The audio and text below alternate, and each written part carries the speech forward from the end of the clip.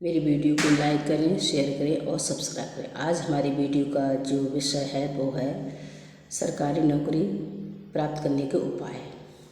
हम सरकारी नौकरी कैसे प्राप्त करें, वो कौन से उपाय हैं जिन उपायों को अपनाकर हमें सरकारी नौकरी मिलेगी। आज मैं इन्हीं उपायों को इस वीडियो में शेयर करूँगी। कम से इन उपायों को मुझे जानते हुए 10-15 साल हो गए, लेकिन आज तक मैंने ये बात किसी से भी शेयर सार्वजनिक रूप से नहीं करी। आज मैं आप सब लोगों के सामने वो उपाय बता रही हूँ जो मैंने खुद उपाय अपनाकर सरकारी नौकरी प्राप्त करी। देखिए, मैं धर्म और कर्म दोनों में विश्वास करती हूँ। जितना मैं कर्म में विश्वास करती हूँ उतना ही मैं धर्म में विश्वास करती हूँ।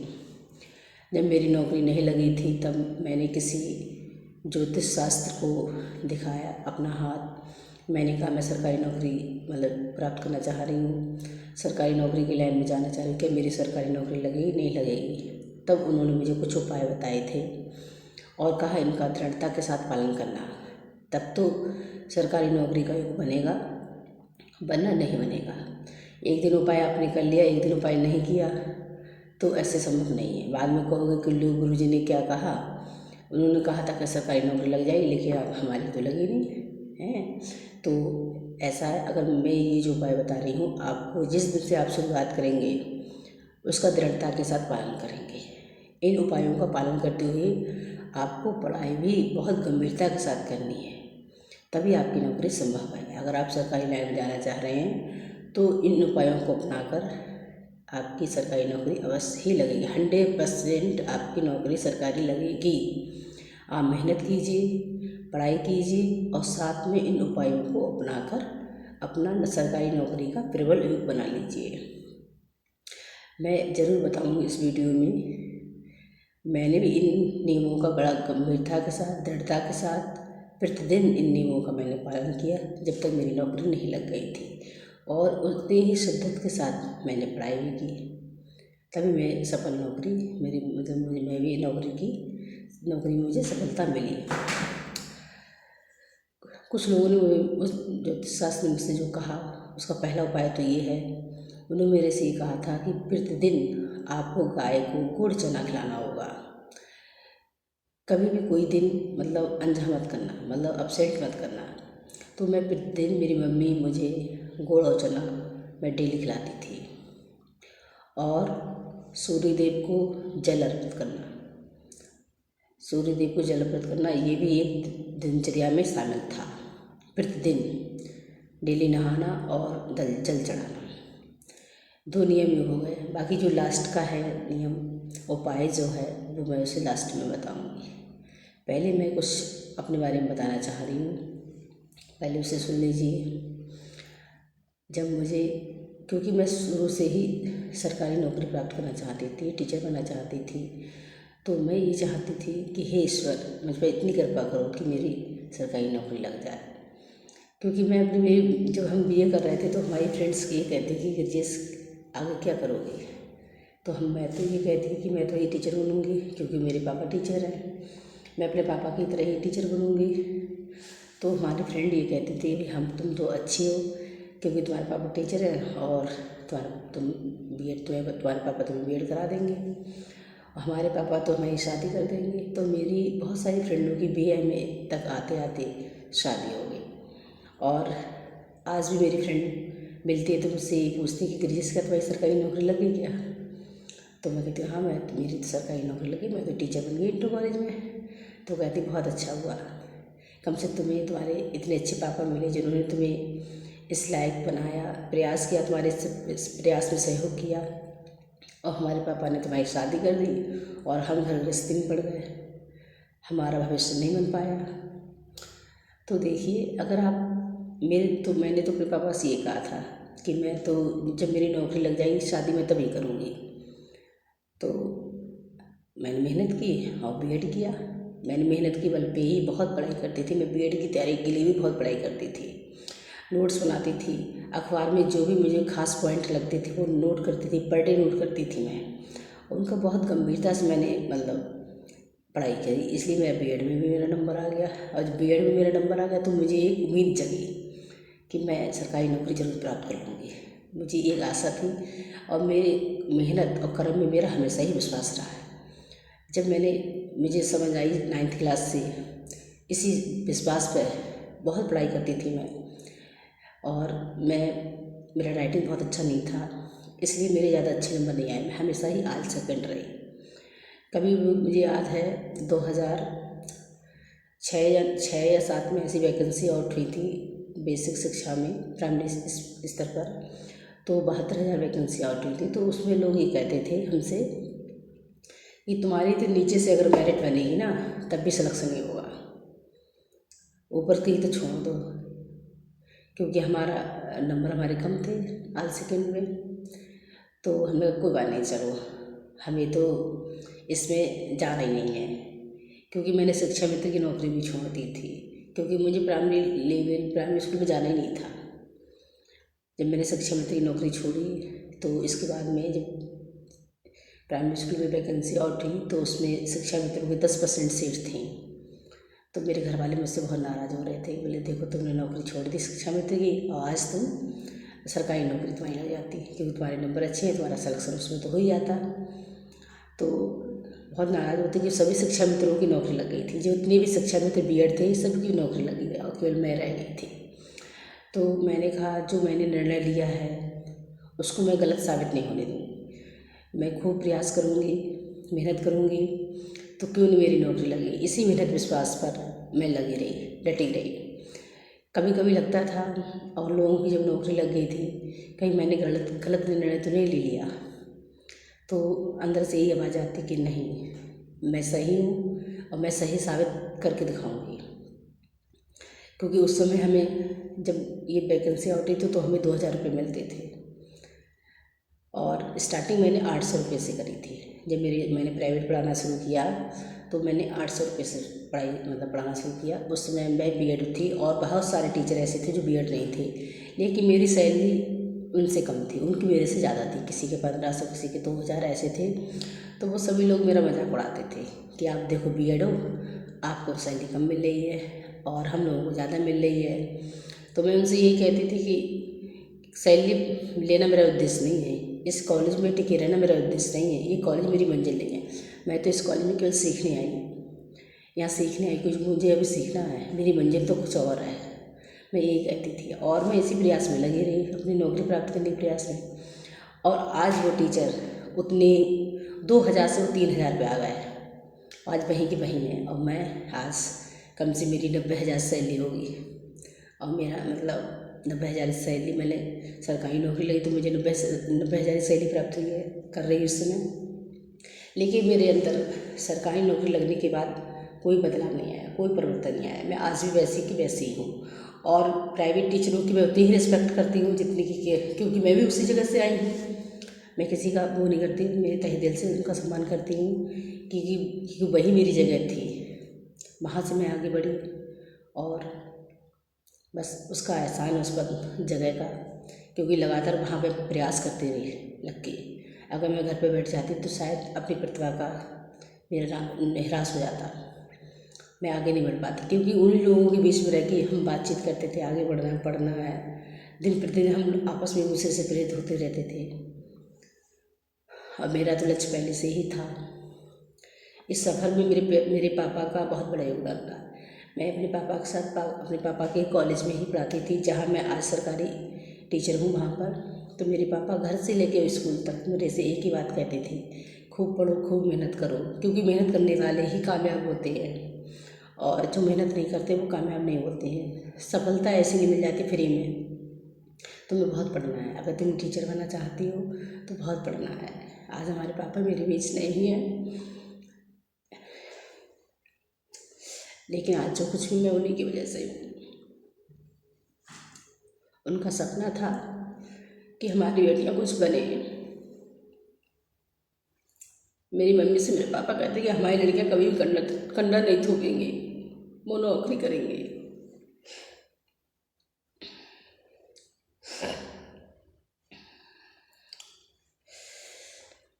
बहुत खुशी हुई जब मुझे मेरी नौकरी लगी थी कि मैंने अपने पापा का सपना पूरा कर दिया। मेरी नौकरी लगने पर मेरे पापा ने बहुत मिठाई बांटी थी, सभी लोगों खास खास लोगों को सभी को डिब्बे दिए थे। जब मेरा मिठाई की दुकान वाली के पास जाते तो कहते अच्छा तुम्हारी नौकरी लगी है, तुम्हारे पापा ने तो बहुत मिठाई बनाई। सभी लोगों को बड़ी खुशी हुई थी।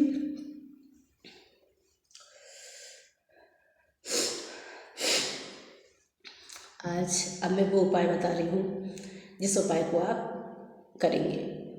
जो मैंने पहले उपाय बताए वो भी बहुत महत्वपूर्ण है। आपको दृढ़ता के साथ इनका पालन करना है, दृढ़ता के साथ इनका पालन करना, और उतनी ही दृढ़ता के साथ आपको पढ़ाई भी करनी है। आपका सिलेक्शन श्योर है, अवश्य ही आपका सिलेक्शन हो जाएगा। वो उपाय है, जैसे मुझे उन्होंने बताया, बड़े विश्वास के साथ बताया उन्होंने, और मैंने उस पर विश्वास भी किया। वो उपाय ये है कि आप हर शनिवार को किसी भी सरकारी संस्थान में सौंफ के कुछ दाने डाल के आएंगे, और दाने डालते समय आप एक मंत्र का उच्चारण करेंगे। वो मंत्र इस प्रकार है, ओम शम शनिचराय नमः। इस मंत्र का उच्चारण करेंगे। आप चाहे तो 11 दाने ले सकते हैं, चाहे आप 21 दाने ले सकते हैं सौंफ के। कंटिन्यू लगातार आपको हर शनिवार को करना है, हर शनिवार को इसको करना है। आप जब तक आपकी नौकरी नहीं लगती है, आपको हर शनिवार को ये उपाय अपनाना पड़ेगा। किसी भी सरकारी संस्थान में, चाहे वो कॉलेज हो, चाहे कोई भी सरकारी अस्पताल हो, चाहे कोई भी संस्थान सरकारी होना चाहिए, सिर्फ सरकारी, तभी आपको, मतलब ये कहने का तात्पर्य जैसे हमारा कोई काम नहीं होता है और हम सिफारिश लगवा देते हैं, तो क्या काम तो हमारा वैसे भी हो जाएगा। टाइम लग सकता है लेकिन काम तो होगा ना। लेकिन जब किसी की सिफारिश लगा देते तो उस काम में वो काम जल्दी हो जाता है। उसी प्रकार से नौकरी तो हमारी लगेगी, लेकिन ये है उसमें टाइम लग सकता है। लेकिन अगर हम धार्मिक कर्म करेंगे, ईश्वर का भजन करेंगे, तो हो सकता है हमारी जल्दी लग जाए, हमें ज़्यादा सफ़र ना करना पड़े, फिर वो योग हो जाएगा, मतलब भाग हमारा और तेज हो जाएगा। इसलिए उपाय मैं बता रही हूँ, और क्योंकि मैंने ये उपाय अपनाए हैं, मुझे इन उपाय पर विशेष विश्वास है, श्रद्धा है, और मैंने कई लोगों को ये उपाय बताए हैं, और जिन्होंने इन उपायों को अपनाया है वो आज सरकारी नौकरी कर रहे हैं, मेरी तरह ही आज वो भी सरकारी नौकरी कर रहे हैं। और कुछ लोगों को मैंने बताया, उन्होंने नहीं अपनाया, वो आज भी प्राइवेट नौकरी कर रहे हैं, क्योंकि उन्होंने उन नियमों का दृढ़ता के साथ पालन नहीं किया। इसलिए आप भी इन नियमों का दृढ़ता के साथ पालन करेंगे, तभी आप 100% आपको सफलता मिलेगी। अगर नहीं मिलती है तो आप मुझे कमेंट कर कह सकते हैं हमने आपके इन नियमों का दृढ़ता के साथ पालन किया लेकिन हमारी सरकारी नौकरी नहीं लगी। आप कमेंट कीजिएगा, लेकिन आप सच्चाई ईमानदारी के साथ इन नियमों का पालन करेंगे तब, और पढ़ाई भी करेंगे तब। पढ़ाई जीवन का सबसे इम्पोर्टेंट पार्ट है, ये समझिए, पढ़ाई ही सब कुछ है, पढ़ाई से ही आप जीवन में कुछ बन पाएंगे। इसलिए आप पढ़ाई कीजिए, सब कुछ छोड़ दीजिए। अगर आप नौकरी की तैयारी कर रहे हैं तो आप सब कुछ छोड़ दीजिए। सिर्फ खाना पीना, जितनी इम्पॉर्टेंट चीज़ें हैं, जो महत्वपूर्ण काम है, केवल वही कीजिए। किसी से फालतू बात मत कीजिए। जब तक अगर आप लगातार इतनी गंभीरता के साथ पढ़ते रहें तो आप अवश्य ही आपका सिलेक्शन हो जाएगा। किसी भी लाइन में अगर आप जाना चाहते हैं, किसी भी लाइन में जाना चाहते हैं, तो उसमें आपको सफलता जरूर मिलेगी। आपकी मतलब ये है कि आपका उद्देश्य और लक्ष्य एक ही होना चाहिए कि मुझे ये बनना, तो ये बनना ही है। ये नहीं कभी ये इसकी तैयारी कर रहे हैं, कभी उसकी तैयारी कर रहे हैं, कभी इस लाइन में चले, कभी उस लाइन में। आप अपने आप को डिस्टर्ब मत कीजिए। आप एक अपनी दिशा निश्चित कर लीजिए, एक लक्ष्य निश्चित कर लीजिए, एक मंजिल। जब मैंने अपनी नौकरी की तैयारी की थी, टीजीटी की तैयारी करी, तो मैंने 18 घंटे पढ़ाई करी, 18 घंटे पढ़ती थी मैं, क्योंकि मेरे ऊपर धुन सवार थी कि मुझे ये टेस्ट क्रॉस करना है। 2009 की बात है, और घर का कोई काम नहीं करती थी मैं। मेरी भाभी, मेरी दीदी काम करती थी। वो कहती थी सब तुम पढ़ाई करो, अपनी नौकरी की तैयारी करो, और मैं लगातार पढ़ती रहती थी। मेरे इतने सिर में दर्द होता था कि मैं बता नहीं सकती आपको। वो आज भी याद करती हूँ तो मेरी रूह कांप जाती है। पीछे कुछ मैं याद करती हूँ मैंने कितनी पढ़ाई करी, मेरी रूह कांप जाती है उसे याद करके, क्योंकि मैंने बहुत गर्मी ठंड मन नहीं है फिर भी पढ़ रहे हैं, लोग टीवी देख रहे हैं घर में बहन भाई, तो मन करता कि मैं भी देखूं। सब इच्छाओं को मैंने त्याग किया, और अपने इस त्याग का फल भी मुझे मिला। मैं ईश्वर से यही कहती कि हे ईश्वर, जब मैं मरूं तो मेरे हाथ में सिर्फ किताब ही हो, इस किताब का साथ मेरे जीवन में हमेशा बना रहा है। हे ईश्वर, मुझे ये मतलब मुझे टीचर जरूर बना देना। मैं टीचर बनना चाहती हूँ और किताबों के साथ जीना चाहती हूँ। और ईश्वर ने मेरी प्रार्थना सुन ली और मुझे टीचर बना दिया। और मैं अपने इस प्रयास में, इस उम्मीद में, इस आशा में सफल हो गई। इसलिए सभी लोग पढ़ाई करें, मेहनत करें और जीवन में ज़रूर कामयाब होंगे आप। और मैंने जो नियम बताए हैं उनको ज़रूर दृढ़ता के साथ फॉलो करना। आप ज़रूर सक्सेसफुल होंगे, बस विश्वास होना चाहिए। ये नियम तभी काम करेंगे आप। मैं अपनी अंधविश्वास में नहीं डालना चाहती हूँ, क्योंकि मैंने इसलिए अंधविश्वास बता रही कि कुछ लोग कह रहे अंधविश्वास है, कुछ लोग कर्म में विश्वास करते हैं। मैं भी बहुत कर्म में विश्वास करती हूँ। मेरा ये मानना है कि मैं धर्म और कर्म दोनों में विश्वास करती हूँ, क्योंकि मैंने इन उपायों को स्वयं अपनाया है और मेरी स्वयं की खुद की नौकरी लगी है और जिन लोगों को मैंने बताया उनकी भी नौकरी लगी है। इस आधार पर अगर आप विश्वास करें तो इन उपायों को जरूर अपनाएं। अगर आप विश्वास करते हैं कि इन उपायों को अपनाकर हमारी सरकारी नौकरी लगेगी तो अवश्य ही लगेगी। ये वो उपाय बताएं, पर आपको इनका पालन जो है वो दृढ़ता के साथ करना है। ये नहीं कि आपने एक दिन किया, 4 दिन नहीं किया, याद आ गया तो फिर कर लिया, नहीं। जब तक आपकी नौकरी नहीं लगती है तब हर दिन आपको करना है। और जो मैंने बताया था शौक वाला जो उपाय, वो आपको केवल शनिवार को ही करना है। शनिवार को किसी भी सरकारी संस्थान में, कोई भी सरकारी जगह हो, आप वहाँ सौंफ के कुछ दाने डाल दीजिएगा। 11, 21, 51 संख्या इनकी ये होनी चाहिए, क्योंकि ये संख्या को हमारे यहाँ बड़ा पवित्र माना जाता है, बड़ा अच्छा माना जाता है, शुभ माना जाता है। इसलिए मैंने इस संख्या का नाम लिया, जिससे कि आपका कार्य, आप ये उपाय अपनाएं और आपका ये कार्य सफल हो जाए। और इसके साथ में आपका मंत्र का जो उच्चारण है वो जरूर करना है। ओम शम शनिचराय नमः, ओम शम शनिचराय नमः। आपको एक एक दाने के साथ में इन मंत्रों का उच्चारण करना है।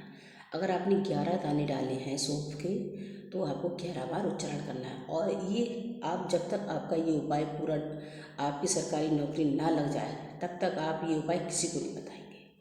अपनी ये जो आप काम कर रहे हैं, जितने भी उपाय मैंने 3 बताए हैं, तीनों उपाय आप किसी से शेयर नहीं करेंगे जब तक आपकी नौकरी नहीं लग जाती है, क्योंकि फिर उसका फल नहीं मिलेगा। वो जो फल है वो बढ़ जाएगा और आपकी जो गुप्त योजना है वो ओपन हो जाएगी। इसलिए आप ये उपाय किसी को भी नहीं बताएंगे जब तक आपका कार्य सिद्ध ना हो जाए। किसी से भी शेयर नहीं करेंगे, केवल अपने घर परिवार में अपने बहन भाइयों से शेयर कर सकते हैं, लेकिन बाहर के किसी व्यक्ति को मत बताइएगा। जब आपका कार्य संपन्न हो जाए, जब आपकी सरकारी नौकरी लग जाए, तो औरों का भला करने के लिए आप ये उपाय बता सकते हैं, बताना भी चाहिए, क्योंकि अच्छी चीज़ का प्रचार होना चाहिए और लोगों के साथ अच्छा, और लोग इस मंत्र का लाभ उठाएं, इस उपाय का लाभ उठाएं। क्योंकि मुझे भी किसी ने बताया है और मैंने भी, मेरा जब काम सिद्ध हो गया तो मैंने भी लोगों को बता दिया। और मैंने लोगों से यही कहा, जब आपका कार्य सिद्ध हो जाए तभी आप बताना, उससे पहले मत बताना है। तो लोगों ने ऐसे ही किया। इसलिए आप अपना के देखिए, खूब प्रयास कीजिए, इसको अपनाएंगे। एक उपाय और है, वो है, एक श्लोक है, मंत्र है, श्लोक नहीं, सॉरी, मंत्र है। वो बृहस्पतिवार को आपको इस मंत्र का उच्चारण करना है। कहते हैं जिसका बृहस्पति अगर मजबूत हो उसके कार्य सभी सिद्ध हो जाती है। तो उस मंत्र का उच्चारण करने से बृहस्पति मजबूत होता है, क्योंकि हम सरकारी नौकरी प्राप्त करना चाहते तो उसको में हमारे सारे प्रयास हमें करने हैं। तो ये भी एक उपाय कर लेते हैं। वो उपाय ये है, वो मंत्र इस प्रकार है, गुरु गुरुवे नमः, गुरु गुरुवे नमः, ये बोल सकते हैं। और एक उपाय और है, गुरु ग्राम गुरुवे नमः। ठीक है, इस प्रकार से उच्चारण कर सकते हैं, गुरु गुरुवे नमः, गुरु गुरुवे नमः। ठीक है, ये मंत्र का उच्चारण करेंगे, ये बड़ा ही अच्छा मंत्र है। वैसे तो बृहस्पति देव का कोई भी मंत्र उच्चारण कर सकते हैं, विष्णु भगवान का भी मंत्र उच्चारण कर सकते हैं, बृहस्पति को कोई भी मंत्र विष्णु जी का उच्चारण कर सकते हैं। तो आप इसका उच्चारण करेंगे तो बहुत अच्छा रहेगा, आपकी नौकरी सरकारी ज़रूर लगेगी। इसलिए नौकरी का प्रयास करते रहें, इन उपायों का प्रयोग करें, विश्वास के साथ करें। आप विश्वास करेंगे और दृढ़ता के साथ इनका पालन करेंगे। ये नहीं कि ये उपाय करते रहें, पढ़ाई बिल्कुल ना करें, ऐसा बिल्कुल मत कीजिएगा, क्योंकि पढ़ाई बहुत ज़रूरी है। पढ़ाई तो इन उपायों से ज़्यादा ज़रूरी है। अभी तो ये केवल सिफारिश करेंगे आपकी, ये जो सिफारिश करेंगे, अरे भाई आपने इतनी मेहनत की है तो इनकी नौकरी लगवाओ, तो ये सिफारिश वाला काम करेंगे। ये मंत्र जो उपाय मैंने बताए हैं वो आपके मतलब भाग्य को प्रबल करेंगे। अगर कहीं भाग्य में कहीं रुकावट आ रही होगी तो उस बाधा को दूर करेंगे, इसलिए मैंने इन उपायों को बताया है। पढ़ाई और मेहनत तो आपको ही करनी है, जब मेहनत करेंगे पढ़ाई करेंगे तभी तो सफल होंगे, क्योंकि भाई मैंने तो पढ़ाई की है तभी मैं सफल हुई।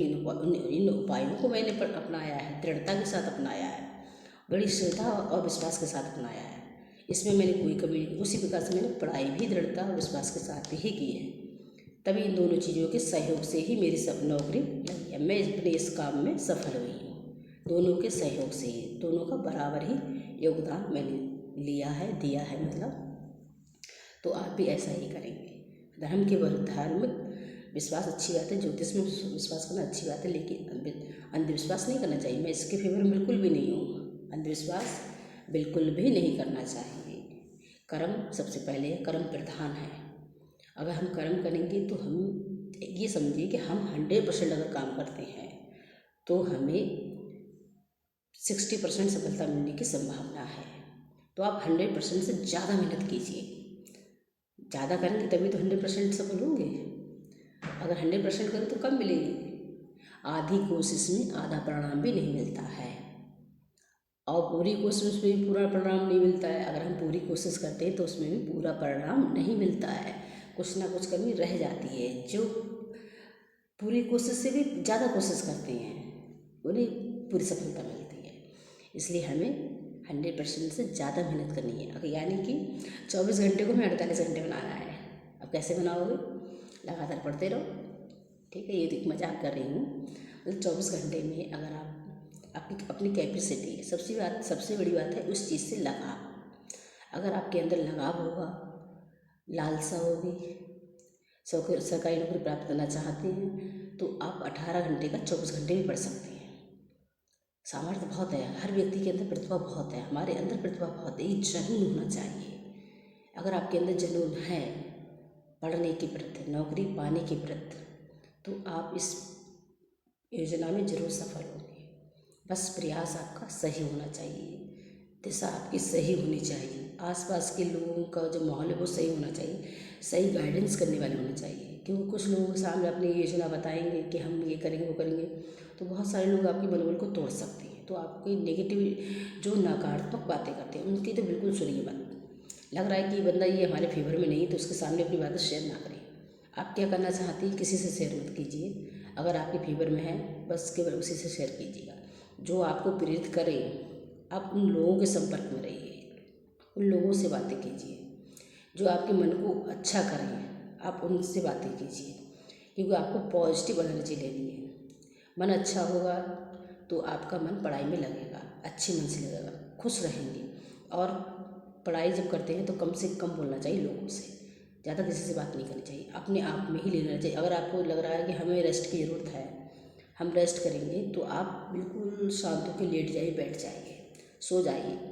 पढ़ें और लग रहा है थक गए, मन नहीं पढ़ने का तो सो जाइए, लेकिन फालतू कामों में आजकल लोग मोबाइल बहुत देखते हैं, तो मोबाइल ज़्यादा मत देखिए, बिल्कुल रेस्ट के माइंड में रहिए आप। मोबाइल से लोग पढ़ाई करते हैं, अच्छी बात है, लेकिन किताबों का अध्ययन ज़्यादा करना चाहिए। अपना सिलेबस खरीद लीजिए, जो सिलेबस नोट्स होते हैं, सिलेबस होते हैं, कंपटीशन के बुक खरीद के पढ़िए, रीडिंग कीजिए, मनन कीजिए, और किताब को ज़्यादा तक टाइम देंगे, पढ़ेंगे, एक रूटीन से पढ़ेंगे तो अवश्य कामयाब हो जाएंगे। क्यों नहीं कामयाब है? हम मेहनत करने वाले तो सब कामयाब हुए हैं, जो नहीं पढ़ता वो कभी कामयाबी हासिल करता है? आवारा घूमने वाले सिर्फ आवारा ही घूमते रहते हैं। जितने भी पढ़े में होशियार बुद्धिमान होते हैं वही जीवन में आगे काबिल बनते हैं। अच्छे स्टूडेंट ही अच्छी नौकरी पर जाते हैं, क्योंकि उनकी शुरू से ही तैयारी होती है। कोई एकदम कामयाब नहीं बन जाता है, उसका बेस शुरू से ही रखा जाता है, तभी वो जीवन भर, अगर उसकी दिशा सही है, सही चल रहा है, तो आगे चल के वो जरूर ही अवश्य ही कामयाब होगा और बेस्ट हो बनेगा, क्योंकि उसने शुरू से ही मेहनत की है, वो शुरू से ही लगा हुआ है उस पद को पाने के लिए, नौकरी पाने के लिए।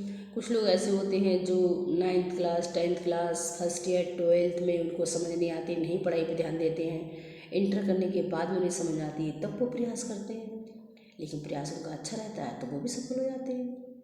जो बिल्कुल प्रयास ही नहीं करते हैं, जो इधर उधर आवारागर्दी करते रहते हैं, घूमते रहते हैं, तो वो ऐसे ही घूमते रहते हैं, उन्हें पढ़ाई में कोई इंटरेस्ट नहीं है। जब होश आता है, जब समय निकल जाता है तो कोई फ़ायदा नहीं है। समय रहती अगर होश आ जाए तो ज़्यादा अच्छा है, समय निकल जाता है तब होश आए तो बेकार है, उससे आपका सिर्फ भविष्य ही खराब होगा। और संगी साथी पढ़ाई के टाइम पे बहुत सारे स्टूडेंट ऐसे होते हैं जो दोस्तों के चक्कर में आते, पढ़ाई नहीं करते, पढ़ाई से कोई मतलब ही नहीं है, तो वो ऐसे मतलब अपना टाइम खराब करते हैं। कोई भी नहीं होता है, कोई दोस्त फ्रेंड कोई कभी साथ नहीं रहता है, ये तो समय के साथ बदलते रहते हैं। इंटर में कोई और मिला, फर्स्ट ईयर में जाकर कुछ और में कोई और मिला, BA BSc में जाके कौन मिला, तो इनका तो साथ छूटता रहता है। जैसे जैसे हम आगे पढ़ाई करते रहेंगे वैसे वैसे दोस्त मिलते रहेंगे। एक टाइम ऐसा भी आता है जिन दोस्तों के लिए हम घंटे छोड़ते थे, पढ़ाई नहीं करते थे, वो कभी पहचानते भी नहीं हैं, तो उनके चक्कर में क्यों पड़े। सिर्फ पढ़ाई, ये जो मैं वीडियो बना रही हूँ, मैंने जो बात की है, आप हर अपने बच्चों को और अपने बहन भाइयों को, खुद भी अगर पढ़ते हैं तो पढ़ाई ही कीजिए। पढ़ाई ही सबसे ज़्यादा इम्पोर्टेंट अंग है, यही महत्वपूर्ण है और ये हमेशा आपका साथ देगी, आपको आगे यही बढ़ाएगी। पढ़ाई इसलिए समय बेकार लोगों के चक्कर में, दोस्ती यारी के चक्कर में बिल्कुल ना पड़ें, क्योंकि दोस्त आज हैं कल आपके साथ नहीं रहेंगे। आपका भविष्य आपकी पढ़ाई ही निश्चित करेगी, यही आपको आगे बढ़ाएगी, यही कामयाब जीवन देगी। इसलिए पढ़ाई करें, तभी आप कामयाब बनेंगे। और मेरे इन उपायों को अपनाएं, दृढ़ता के साथ इनका पालन करें। साथ में अगर पढ़ाई करते हैं, कंपटीशन तैयारी करें, तो कंपटीशन पढ़ाई भी गंभीरता के साथ करें, तभी आप सफल जरूर होंगे, अवश्य ही सफल होंगे इस कार्य में। लेकिन आप ये नहीं एक दिन किया एक दिन नहीं किया, अभी मैं ये बात मैं बार बार कर रही हूँ, लगातार कीजिएगा। गाय को गुड़ चना देंगे आप हर दिन, आपके गेट पे आती है तो गुड़ चना से क्या होगा, गुरु मजबूत होता है, आपका गुरु यानी बृहस्पति गुरु जो होता है वो मजबूत होगा। और मैंने बताया था बृहस्पति गुरु मजबूत होने से उसके सारे कार्य सफल, जिस व्यक्ति का गुरु अच्छा होगा, बृहस्पति गुरु अच्छा होगा, उसके सारे कार्य सफल हो जाएंगे।